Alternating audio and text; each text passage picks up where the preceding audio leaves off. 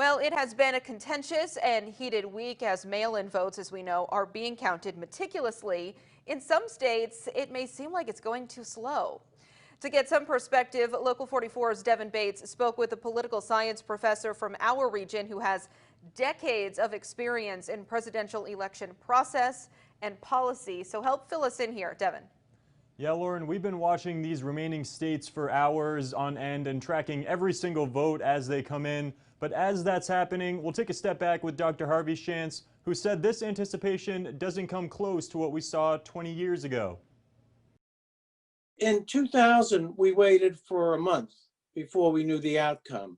And in 2000, we knew it was one state and we knew it was 537 vote difference. So this is not at that level as of yet, but this was more anticipated.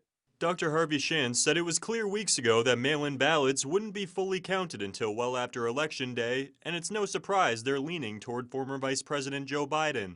The Trump campaign has filed lawsuits in every state that hasn't been called for either candidate except North Carolina and Alaska, where he's leading. It's raised the question of what the president might do if Biden's lead continues to grow. Donald Trump is going to exercise some recounts, but as it sinks in and as he hears counsel from his White House advisors and Republican Party leaders, he's going to then concede the election. It was forecasted well in advance of the 2020 election that states like Pennsylvania and Michigan would be a deciding factor in the race, but the close count in Georgia may have come as a surprise to some. Dr. Schantz said Democratic momentum had been building in the Peach State since Stacey Abrams fell short in her bid for governor. A late campaign stop by Biden was a sign that it was always in play.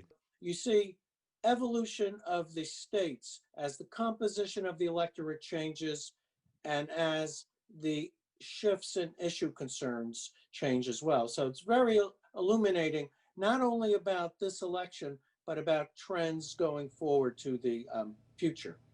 Now, largely because of Georgia, the balance of power in the U.S. Senate remains undecided, with two runoff elections now scheduled for January 5th.